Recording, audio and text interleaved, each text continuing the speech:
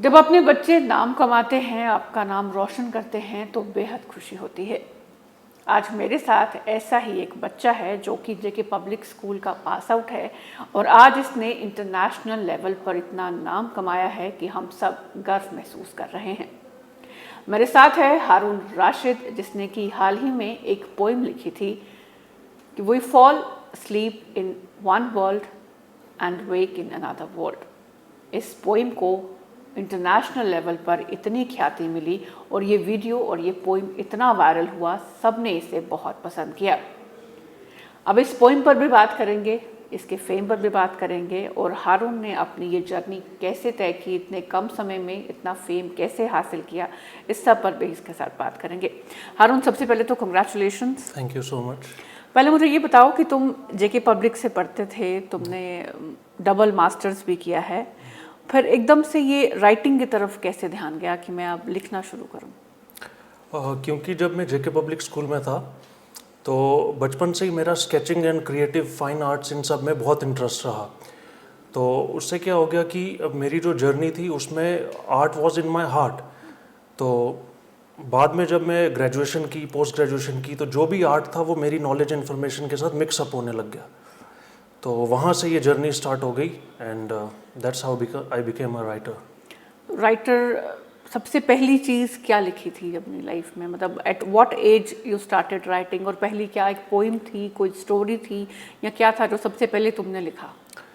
जहाँ तक याद है मुझे, आई थिंक मैंने 9th क्लास में कुछ लिखा था, बट मैं, क्योंकि मेरा ध्यान, इंक्लिनेशन ज़्यादातर स्केचिंग और उसमें रहा था, तो मैंने वो वहाँ ही उसको रहने दिया। फिर उसके बाद सेकेंड ईयर में मैंने कुछ लिखा था, वो मैंने अपने कुछ दोस्तों को कुछ को दिखाया था, तो उनको वो समझ नहीं आई थी चीज़। और जैसा कि यहाँ होता ही है कि आपको अपने फील्ड से ही लोग समझते हैं। बाद में जब आई बिकेम अ राइटर तो मैंने वो अपने इंटरनेशनल ऑथर्स को, अपने जो दोस्त थे उनको दिखाया, तो दे रियली अप्रिशिएटेड। तो दैट्स सम व्हाट जिसने मुझे कॉन्फिडेंस दिया।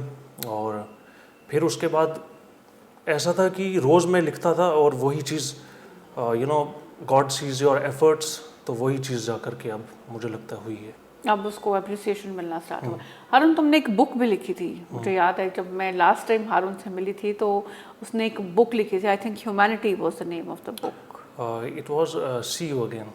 Okay, it was see you again. तो सी यू अगेन हारून ने एक बुक लिखी थी जिसमें कि इसने अपने एक्सपीरियंसेस और मतलब एक बहुत नटशेल में, कहते हैं ना, गागर में सागर भर दिया था।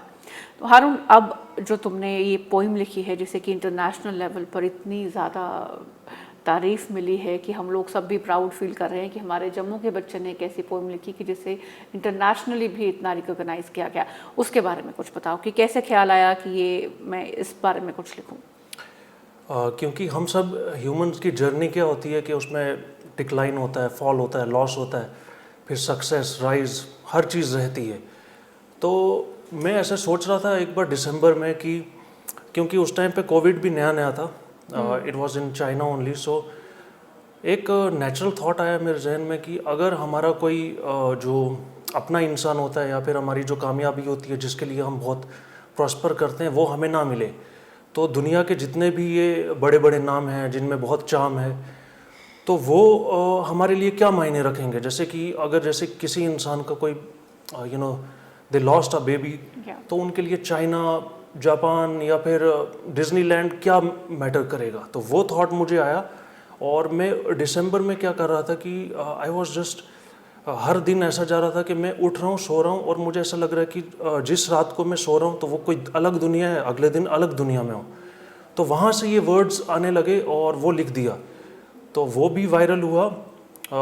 फिर उसके बाद क्या हुआ कि सब जानते हैं जैसे कि 21 मार्च को हमारे यहाँ लॉकडाउन लग गया, तो उस चीज़ ने मुझे और इंस्पायर किया क्योंकि दुनिया भर में ये लॉकडाउन हो गया था। तो मैंने उन्हीं वर्ड्स में और थोड़े से वर्ड्स फिल इन किए एंड जैसे ही वो पोस्ट किया तो वो वायरल हो गया world wide and got translated her language में जितनी भी पॉसिबल थी। तो ऐसा रहा।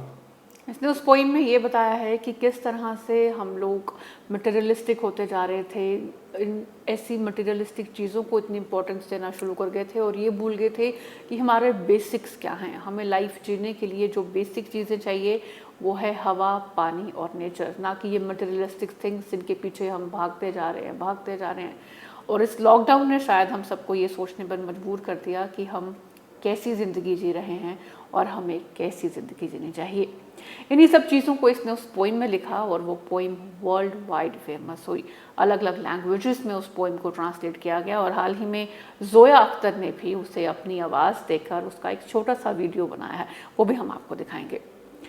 तो हारून, जब ज़ोया अख्तर ने भी इसकी तारीफ़ की, बड़े बड़े जो फॉर्मर फिल्म स्टार थे, अनुपम खेर ने भी आपको एड्रेस किया, एक शॉर्ट वीडियो उन्होंने भी पोस्ट किया था कि इस बच्चे ने ये पोइम लिखी है कि we sleep in one world and wake up in the another world, तो कैसी फीलिंग आई कि अब धीरे धीरे मुझे पहचान मिलना शुरू हो रही है? हुआ ऐसा कि जैसे हमारे, एक एग्जांपल दूंगा, जैसे हमारे इंडियन सिनेमा में एक मूवी रिलीज़ हुई थी जो यहाँ रिलीज़ हुई, तो इन द बिगनिंग किसी ने उसको उतना देखा नहीं, but then it won Oscar, तो उसके बाद इसको यहाँ रिलीज़ किया, so everyone appreciated it. Same way this poem got me international acclamation all over the world, then it got into India.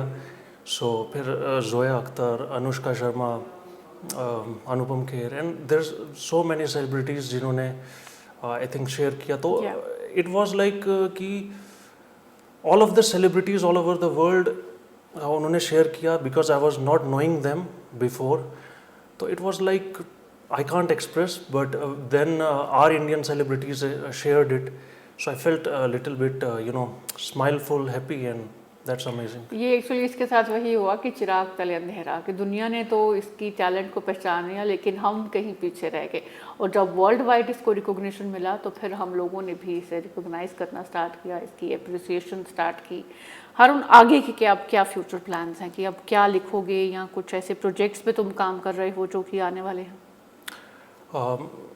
After this viral of the poem, अब ऐसा है कि जब, क्योंकि क्रिएटिव फील्ड से लोग पहचानते हैं आपको, तो if you have touch there hearts, तो वो वर्क करना चाहते हैं। अब क्योंकि फ्रांस से, different parts of the world people are connecting me, collaborating with me, from different organisation, institution, people are hiring me for their creating of profiles and all, so that's what happening now. हारून, हमारे India में एक ये भी है कि जब बच्चा बड़ा हो जाए तो पेरेंट्स को भी ये एक चिंता हो जाती है कि ये काम क्या करेगा, ये अर्न कैसे करेगा, ये कमाएगा कैसे, ये सेटल कैसे होगा।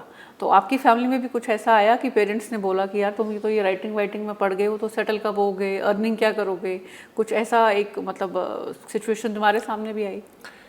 हाँ, ये ऐसा रहता है, लेकिन ऐसा है कि जब आप किसी चीज़ को दिल से पसंद करते हो तो फिर आपके बारे में कोई क्या कहे क्या ना कहे, वो चीज़ें जो हैं उस पर अगर ध्यान दोगे तो फिर लाइवलीहुड को भी देखोगे, तो फिर आप वो सब चीज़ें नहीं क्रिएट करोगे जो आप दिल से चाहते हो। फिर आप पहले लाइवलीहुड में फोकस करोगे, फिर आप उसके चक्कर में आ जाओगे, फिर उसके बाद जो आपका टैलेंट है वो कहीं ना कहीं ख़त्म हो जाएगा या दब जाएगा, या आप ही उससे उम्मीद छोड़ दोगे।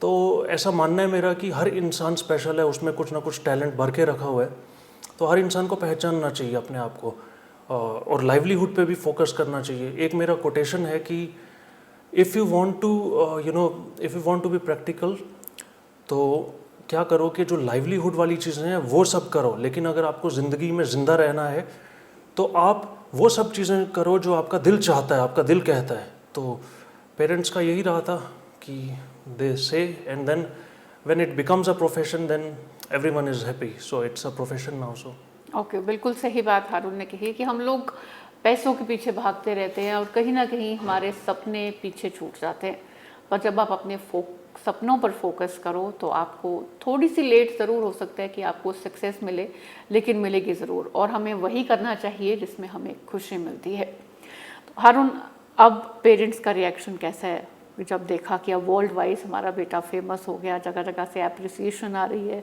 तो अब उनकी रिएक्शन क्या थी?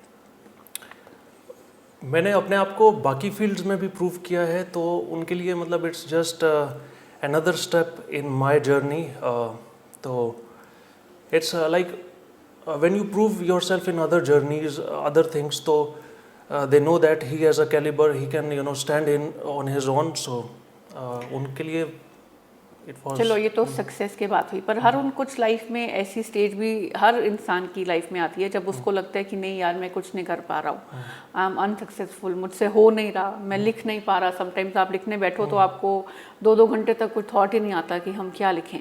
तो वो एक जो फेज थी कि जब कभी ऐसा लगा हो कि नहीं मुझसे कुछ नहीं हो रहा, अब मैं क्या करूँ, तो उसको कैसे ओवरकम किया? वो फेज़ मेरा 12th class and first year के बीच में था। मैं स्केच आर्टिस्ट बनना चाहता था because that was my passion. तब मैं अपनी राइटिंग को नहीं पहचानता था। तो वो जर्नी थी जिसमें मैंने अपने आप को फेस किया कि आई कांट मैं चाहता था बट सर्कमस्टांसेस हुए कि नहीं उसमें आगे जा सका, उस इंस्टीट्यूशन को खोज सका। तो वो एक पेन कहीं ना कहीं थी, बट वो पेन ओवरकम हो गई जब मुझे राइटिंग एज एन एसेट मिला। तो वो चीज़ है। और अरुण, बहुत से ऐसे बच्चे होते हैं, जैसे अभी तो वैसे ही लॉकडाउन का पीरियड चल रहा है, तो कुछ लोगों के सपने जो हैं वो टूट गए होंगे कि मुझे ये करना था पर लॉकडाउन हो गया, मैं कर नहीं पाया। मुझे किसी का बाय चांस लॉकडाउन की वजह से इंटरनेट भी यहाँ पर पुअर है तो पढ़ाई अच्छे से नहीं हो पाई, तो कोई टेस्ट रह गया।